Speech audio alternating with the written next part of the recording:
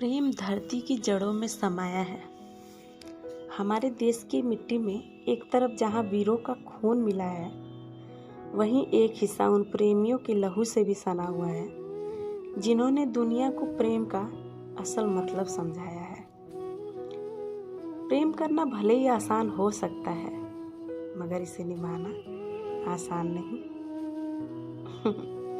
प्रेम ने हमेशा प्रेमियों से बलिदान मांगा है और इसी बलिदान ने प्रेम को हमेशा के लिए अमर कर दिया। ऐसे ही बलिदानों ने इतिहास के पन्नों पर अपने खून से लिखी है कुछ प्रेम कहानियाँ, जो ये बात चीख चीख कर बताती हैं कि प्रेम ठंडे पानी का चश्मा नहीं, बल्कि दहकते आग का दरिया है। कभी ये प्रेम तपते रेगिस्तान में जला, तो कभी इसे दीवारों में चिनवाया गया, मगर जितनी भी बार इसे दबाने की कोशिश की गई, इतिहास ने उतने ही स्पष्ट अक्षरों में इसकी कहानी अपने सीने पर लिखी।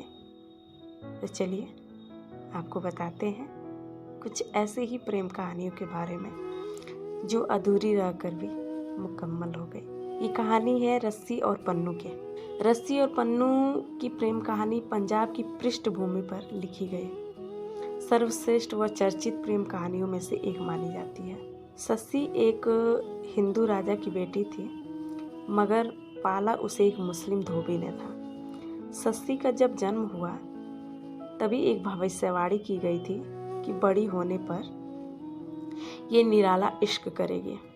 समय बीतने के साथ ये भविष्यवाणी तब सच होती प्रतीत होने लगी जब सस्सी के नदी के रास्ते आने वाले सौदागरों के पास एक युवक की तस्वीर देखी। तस्वीर देखने भर से ही वो उस पर मोहित हो गई। उस युवक का नाम था पुन्नू। सस्सी और पुन्नू किस्मत की मेहरबानी से मिले भी, लेकिन कुछ ही दिनों में फिर जुदा हो गए। पुन्नू से बिछड़कर सस्सी का बुरा हाल हो गया। जब वो बर्दाश्त न कर पाई तो उसने फैसला किया कि वह रेगिस्तान को पार करके पुन्नू के देश जाएगी और उसे वापस ले आएगी। लेकिन ये इतना आसान कहाँ था। रेगिस्तान की तपिश को सस्सी की कोमल देह सह नहीं पाई और वह उसी रेगिस्तान की गर्म रेत में दफन हो गई। इधर पुन्नू जब होश में आया तो उसे सबसे पहले सस्सी का ख्याल आया।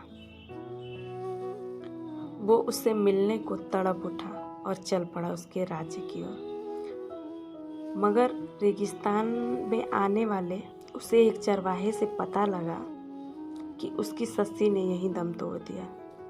बस फिर क्या था, सस्सी के बिना भला पुन्नू कैसे जीता। पुन्नू ने खुद को भी खत्म कर लिया।